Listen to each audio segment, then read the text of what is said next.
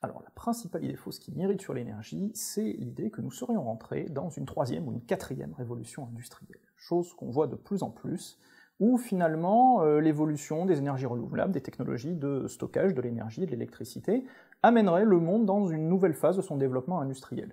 Or, malheureusement, j'ai envie de dire, rien n'est plus faux. Nous sommes toujours, et à mon sens pour longtemps, dans la seconde révolution industrielle. Une révolution industrielle, c'est avant tout une révolution énergétique. La première révolution industrielle, c'est le passage de la traction animale à la force de la vapeur générée par le charbon. La deuxième révolution industrielle, c'est le passage du charbon au pétrole.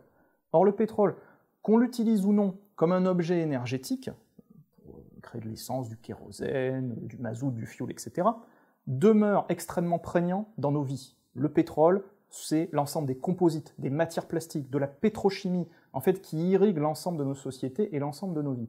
Donc considérer qu'on serait en train de rentrer finalement dans un nouveau système économico-politique, une nouvelle révolution industrielle, finalement c'est faux, ce serait mettre la charrue avant les bœufs. Malheureusement, les ressources en hydrocarbures restent prégnantes et restent le cœur de l'économie mondiale, qui finalement est très corrélée au cours du pétrole, et vont le rester pour encore un certain temps.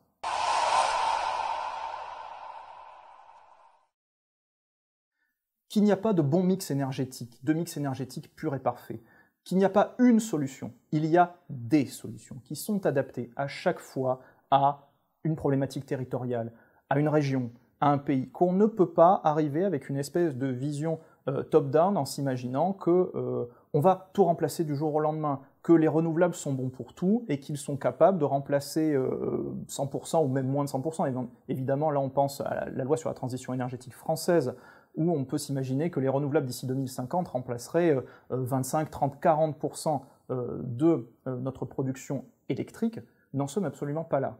La problématique étant qu'on doit équilibrer un mix énergétique. Il faut une énergie base, qui pour l'instant ne peut être qu'un fossile, alors principalement ça va être soit le gaz, soit le nucléaire, si on exclut le charbon pour des raisons évidentes de lutte contre le changement climatique, et au-dessus de cette énergie base, au-dessus de cette production pour alimenter une population et une économie, là on peut rajouter des renouvelables, mais une fois de plus, au cas par cas, tout dépend. Certains territoires sont adaptés à l'éolien, en mer ou terrestre, certains territoires sont adaptés au solaire, certains territoires sont adaptés à la géothermie, et tout ça encouragé, encadré par de la rénovation de réseaux, par des politiques dites d'efficacité énergétique globale, c'est ça qui fait un mix énergétique vertueux. Mais une fois de plus, il n'y a pas de solution unique, ni à l'ensemble de la planète, ni à l'ensemble de l'Union européenne.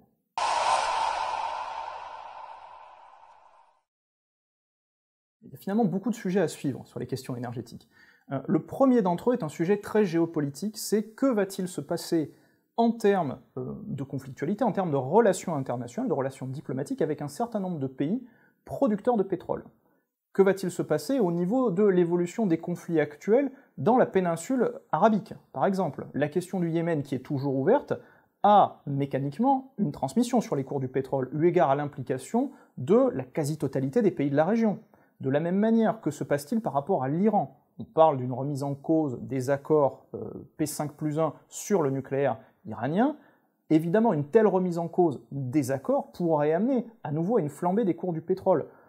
Également, les questions par rapport à la Corée du Nord, même si la Corée du Nord n'est pas directement un pays producteur de pétrole, il est bien évident que, eu égard au volume de consommation énergétique de la Chine, de la Corée du Sud et du Japon, des problématiques militaires ou des problématiques, on va dire, géopolitiques au sens plus large dans cette région-là auraient une traduction immédiate sur les cours du pétrole. L'autre sujet à suivre, évidemment, alors qui est un sujet de plus long terme, c'est le développement technologique d'un certain nombre, justement, de domaines technologiques. L'énergie, c'est une problématique qui ne peut s'appréhender ni exclusivement du côté économique, ni exclusivement du côté politique. C'est obligatoirement le croisement entre les deux. Et à l'intérieur, finalement, de ce croisement économico-politique, la technologie joue un rôle prégnant. Ce qu'il faut regarder en ce moment, c'est quels vont être les grands développements, les grandes maturités technologiques sur les questions, globalement, qu'on appelle d'efficacité énergétique. En Europe, principalement, ça va se concentrer sur la rénovation des réseaux électriques, sur les questions de stockage de l'électricité, sur les questions de réseaux électriques intelligents. Qui va réussir, non pas forcément à développer la technologie la plus importante, mais qui va réussir à poser ses normes. Le premier qui va être capable de poser ses normes en termes de réseaux électriques intelligents, par exemple, au sein de l'espace de l'Union européenne, risque d'emporter toute la partie avec lui. Or, il est bien évident, quand on regarde l'évolution des secteurs électriques, justement de l'Union, que l'acteur qui risque d'emporter le morceau, justement, ne sera pas européen, mais a de grandes chances d'être chinois.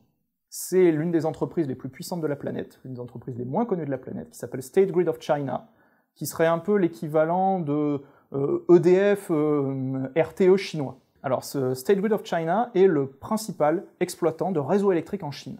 Donc c'est une entreprise publique, évidemment, 100% de capitaux d'État chinois, et qui, justement, grâce au développement économique de la Chine, grâce aux besoins d'électrification croissants des territoires chinois, a réussi à se déployer sur l'ensemble du territoire chinois, à absorber ses petits concurrents sur le territoire de la Chine, à amasser un véritable trésor de guerre de l'ordre de plusieurs dizaines de milliards de dollars, et à partir de là, multiplie depuis quelque temps les rachats d'actifs dans les secteurs de gestion de réseau ou de distribution électrique sur le territoire de l'Union européenne. Finalement, là où l'Union européenne, qui a libéralisé en 2003 le secteur de la distribution électrique, a voulu justement augmenter la concurrence, a voulu donner la prime à l'efficacité par rapport aux consommateurs, cette politique est en train de se retourner contre l'Union européenne, puisque c'est finalement State Grid qui, au travers de son alliance et au travers de ses multiples rachats, est en train, au fur et à mesure, de prendre le contrôle d'un certain nombre de secteurs de distribution.